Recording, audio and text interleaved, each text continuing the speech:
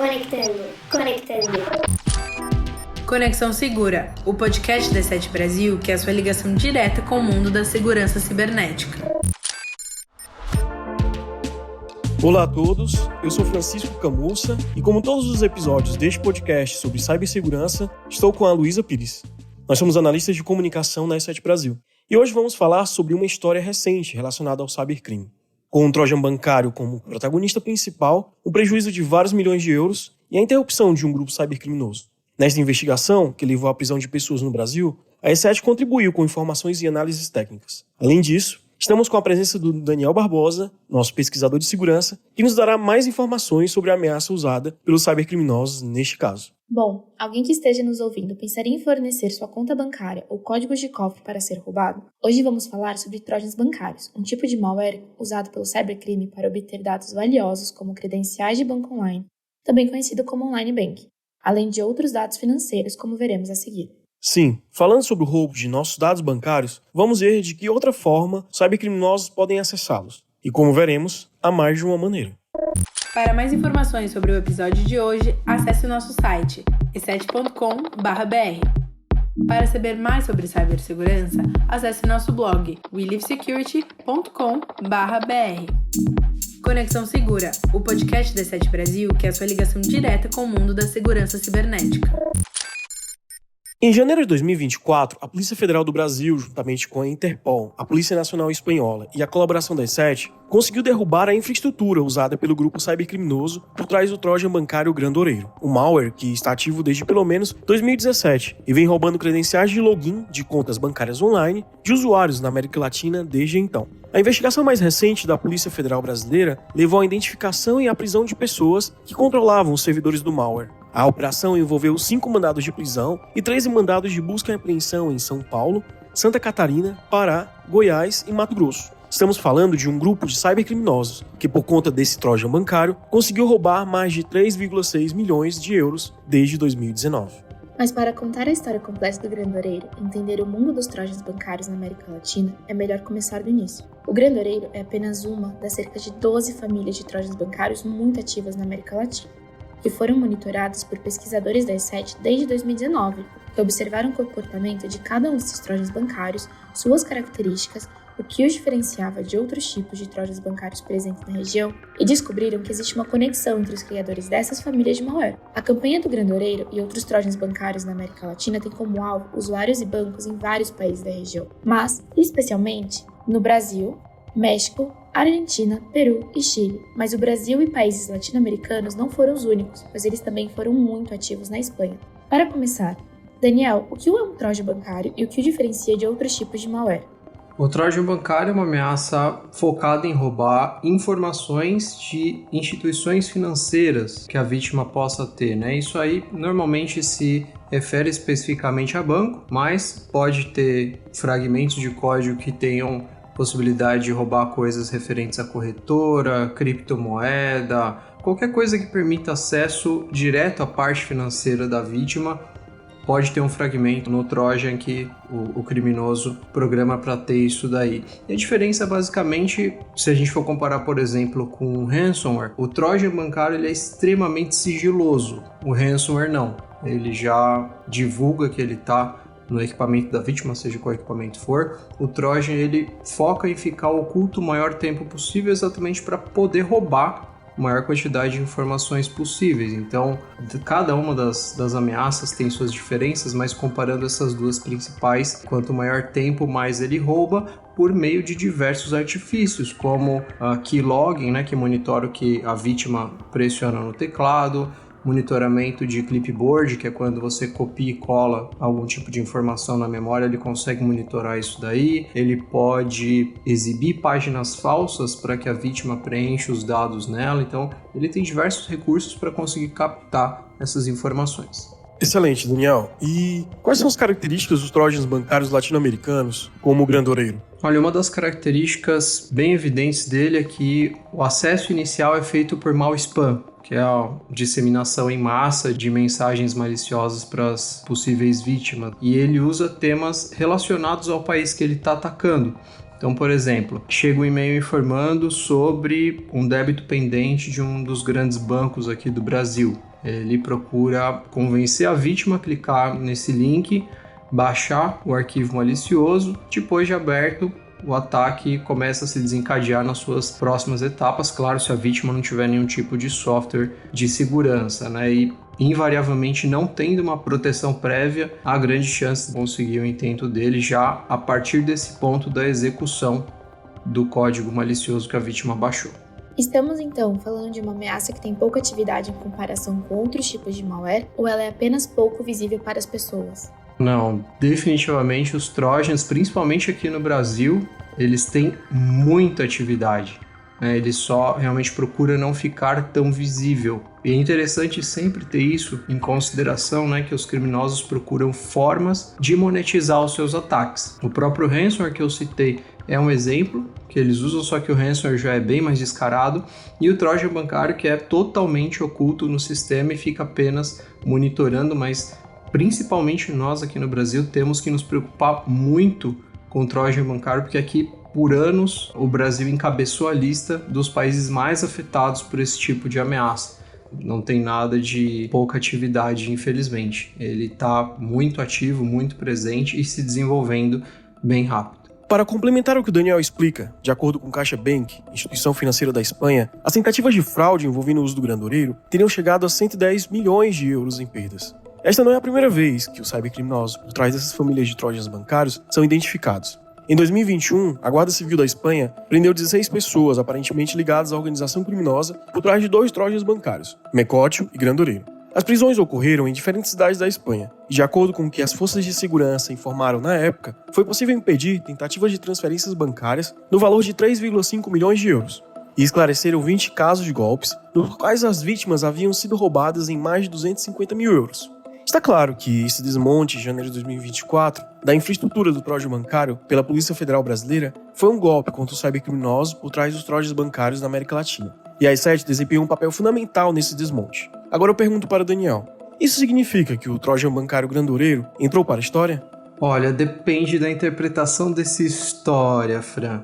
Invariavelmente ele entrou para a história no sentido de ele passou por uma desarticulação que diversas forças policiais ao redor do mundo, diversas empresas de segurança, inclusive nós, propiciamos informações para que ele tivesse essa desarticulação, mas é importante que as pessoas entendam que não é porque uma célula ou várias células, muitas pessoas foram presas referentes a uma determinada ameaça que essa ameaça vai deixar de existir, né? Os criminosos também fazem backup, também têm contatos de segurança que eles podem passar informações para que o malware continue a ser propagado. Então, não é porque há uma notícia de desarticulação de uma família de malware importante, como por exemplo o grandoreiro, que ele vai deixar de existir. A tendência é que diminua bastante mesmo, mas a gente ainda com certeza vai ter que se preocupar com ele, seja por variações de códigos que podem estar espalhados pela internet,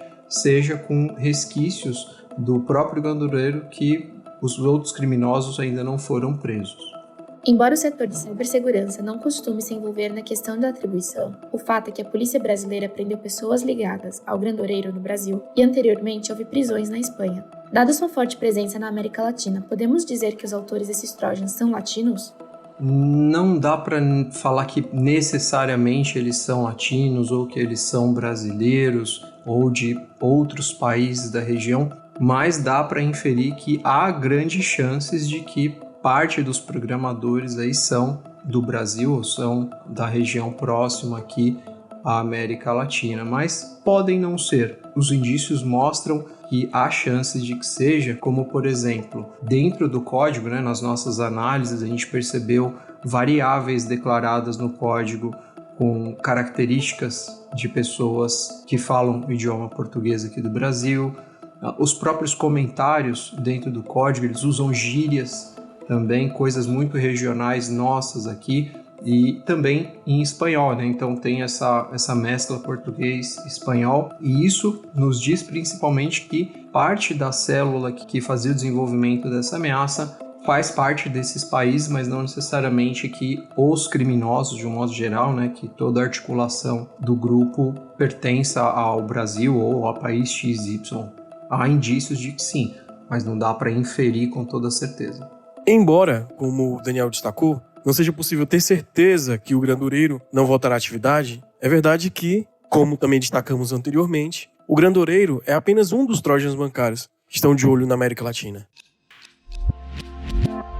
Amavaldo, Casbaneiro, Mispadu, Guildma, Grandoreiro, Mecótio, Badocrist, Ouzaban e Numando. Para os fãs de futebol, esse não é o time do Brasil de 70, mas um time diferente. O time dos trojans bancários latino-americanos que representam uma ameaça em seu próprio direito. Embora compartilhem muitos traços e comportamentos, há características exclusivas de cada família de malware que permitem distingui-las uma das outras. É importante observar que o termo troja bancário latino-americano se deve, entre outras coisas, à região que esses trojans bancários tendem a atingir. Sim, você adivinhou, América Latina.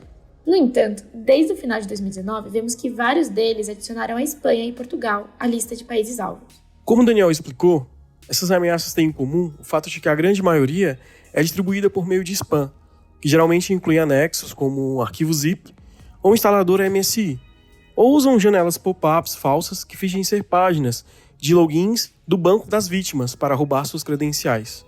Todos eles também têm a funcionalidade de backdoor, o que lhes permite manipular janelas, atualizar-se e registrar as teclas digitadas pela vítima, simular ações do mouse e do teclado, obter URLs do navegador da vítima, desconectar a vítima ou reiniciar o computador e bloquear o acesso a sites escolhidos. Mas os trojans bancários latino-americanos exigem uma série de condições para que seus ataques sejam bem-sucedidos. Olha, Fran, realmente, como por exemplo, 1. Que as vítimas sigam determinadas etapas necessárias para instalar o malware em seus computadores. 2. As vítimas visitarem um dos sites visados pelos cybercriminosos e fazerem logins em suas contas. 3. Os cybercriminosos devem reagir a essa situação e instruir manualmente o malware a exibir a janela pop-up falsa, assim, assumindo o controle da máquina da vítima. E 4. As vítimas não devem desconfiar da atividade criminosa e possivelmente terão que inserir um código de autenticação. No entanto, sua eficácia tem sido muito significativa, assim como os números de países que eles atacaram. Podemos então dar uma olhada nos países com mais detecções de trojans bancários em alguns números que nos permitem entender sua atividade atual? Com certeza, dá sim, como se trata de uma ameaça já bem conhecida, bastante catalogada, é um pouco mais simples de extrair esse tipo de informação, né? Nos dados que a gente tem de telemetria, por exemplo, de 2023, olhando para os hashes únicos, a gente identifica mais de 27 mil hashes diferentes. Aqui eu faço um parênteses para quem nos ouve. Hash único é diferente de detecção, né? O hash único são ameaças individuais. Então, um hash único pode ter milhares, centenas de milhares de detecção. Só de hashes únicos, ou seja, que permitem várias detecções, tem 27 mil diferentes ao longo de 2023. Dá mais ou menos aí, para ter uma ideia, mais ou menos 70 ameaças únicas desenvolvidas só para o grandoreiro por dia. E em 2024, nesses 4 primeiros meses que a gente pôde observar aí, tem por volta de 10 mil hashes únicos, que pela conta também, essa conta meio de padaria, 83 hashes únicos por dia. Aí você fala, mas caramba, a operação do grandureiro não foi desarticulada? Sim, isso faz com que esses números tendam a uma queda bastante significativa, mas ela ainda não foi exatamente detectada nas nossas ferramentas de telemetria. Isso traz alguns pontos para a gente. A força-tarefa da Polícia Federal e também com a Polícia Nacional da Espanha desarticulou a operação do grandureiro, mas é aquilo que eu falei, pode não ter sido completamente, porque tem muitas pessoas envolvidas na indústria do cybercrime, de fato.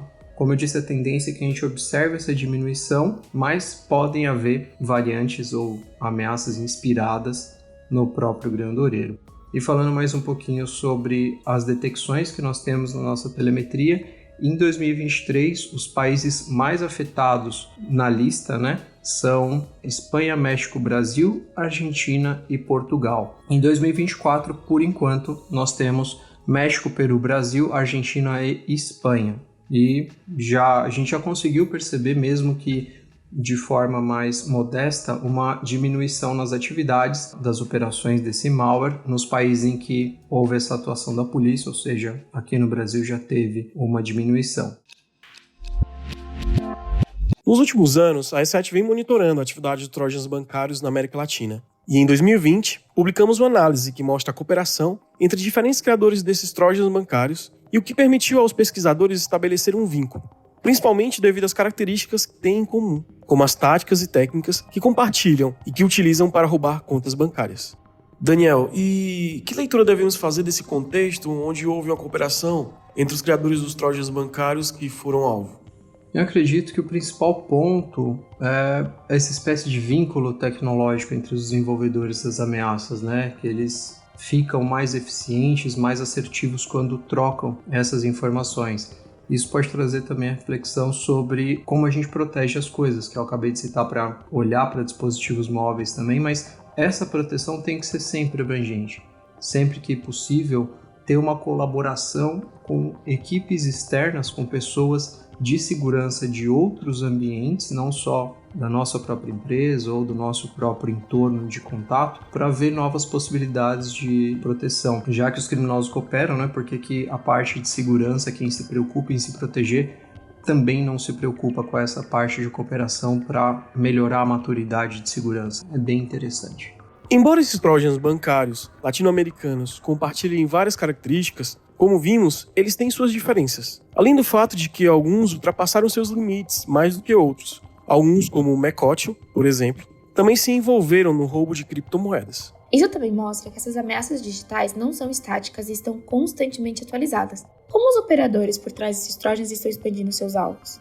Se a gente considerar que hoje o cybercrime é essa indústria que eu comentei, né, esse é o caminho natural da evolução das operações. Sempre buscar novos alvos ou alvos com maior capacidade de monetização ou mais fáceis para conseguirem atacar uma maior escala, né? Novas formas de obter retorno financeiro, às vezes com contato direto com a pessoa, às vezes com desenvolvimento de algum software específico para isso. Então, invariavelmente, essa indústria está evoluindo muito rápido para prejudicar pessoas e empresas de forma cada vez mais eficiente. Os dados também podem ser alvo direto, porque não necessariamente só dados que permitam acesso a conteúdo bancário, como é o foco do Trojan, mas outros dados também podem ser monetizados de forma bastante rápida, então eles podem atacar também por esse lado. Agora vamos destacar algumas notícias que não são tão boas. Grandoreiro, Mecotio e companhia não são os únicos trojans bancários interessados em roubar credenciais bancárias. Embora esse tipo de malware tenha se diversificado ao longo dos anos, como resultado de uma evolução do modelo de negócios do cybercrime, e não busca apenas o dinheiro de suas vítimas, o malware que rouba credenciais bancárias ainda está presente globalmente e com diferentes protagonistas. Além disso, além do malware, os cybercriminosos também usam outros métodos para roubar credenciais bancárias. É isso mesmo, Fran. Como, por exemplo, eles continuam usando sites falsos com URLs que incluem o nome do banco e até mesmo se parecem com o site oficial. Em 2024, continuamos vendo esses sites sendo distribuídos por meio de e-mails, contas falsas do Twitter e do Instagram, anúncios em redes sociais, bem como aplicativos bancários falsos. Se estivermos falando de anúncios, uma simples pesquisa no Google pode levar a esses sites falsos que conseguem aparecer entre os primeiros resultados de pesquisa, geralmente se posicionando em formas de anúncios. Mas eles não são os únicos, Lu. Daniel, agora fala pra gente quais são as outras formas, maneiras que o cybercrime usa para obter credenciais bancárias. Fora o Trojan bancário, uma das formas mais fáceis de se obter informações das vítimas é através do phishing. Infelizmente, ele é bastante simples de ser realizado e conta com um pouco desse despreparo ou falta de informação das vítimas que acabam acreditando nessa abordagem que elas recebem. É uma das formas mais utilizadas pelos criminosos, porém eles têm também um outro artifício que é uma variação do Trojan chamada RAT, que é Remote Access Trojan, que aí ele dá acesso completo ao dispositivo da vítima.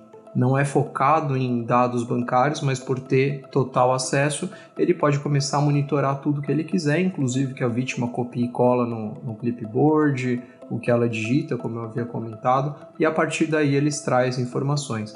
Essas, com certeza, são as principais formas que eles obtêm esses dados. Em nosso portal, o Live Security, vimos muitos casos de aplicativos falsos no Google Play e até mesmo campanhas usando o ChatGPT para distribuir esses trojans bancários. E o cybercrime não para de buscar novos vetores de ataque.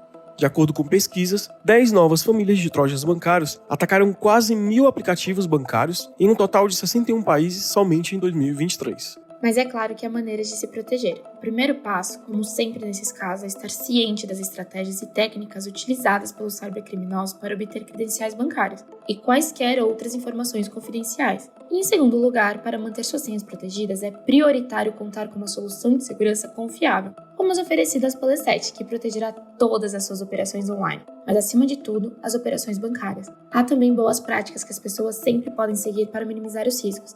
Daniel, que recomendações você tem para não ser vítima desse tipo de malware? Não tem como, tem que ter software de proteção em todos os dispositivos, smartphone, notebook, tablet, se der para colocar na TV, põe também, e é sério, né? Alguém que possa ouvir pode achar que é brincadeira, mas é sério, dá para entrar pela TV também.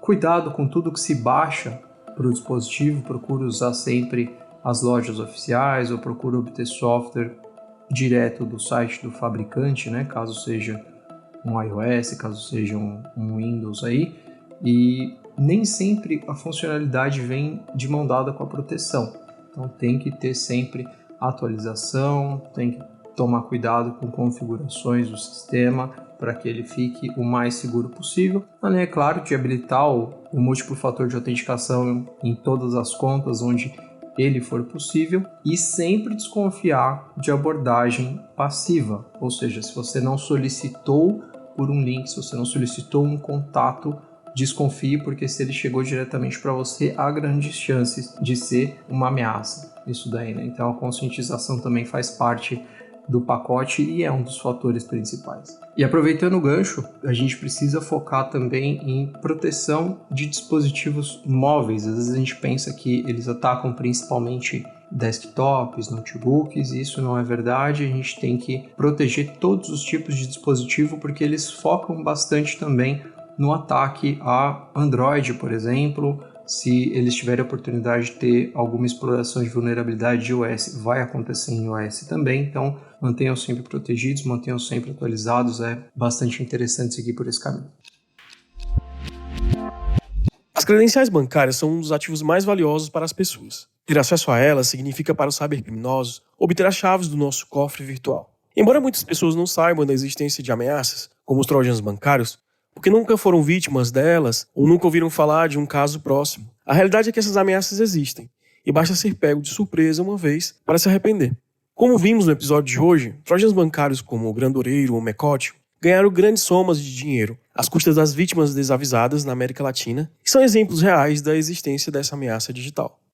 Portanto, estar informado e conhecer as estratégias que eles utilizam, bem como ter um software de segurança abrangente e confiável em seu smartphone ou em seu computador, é tão importante quanto ter sempre em mente as boas práticas, como não confiar em sites sem verificar sua autenticidade, nem em e-mails que denotem uma urgência injustificada ou que nos informem sobre contas ou dívidas pendentes, entre muitas outras. Exatamente, Luísa. Eu agradeço a participação do Daniel Barbosa em mais um episódio do Conexão Segura. Continue se informando e adotando práticas seguras na internet. Agradecemos por nos ouvirem e até o próximo episódio. Além desse podcast, você pode acessar mais sobre nosso conteúdo de cibersegurança no www.believesecurity.com/pt. E para mais informações sobre cibersegurança, siga E7 Brasil nas redes sociais. Você pode nos encontrar como @E7BR no Instagram, E7 no Facebook e como E7 Brasil no LinkedIn.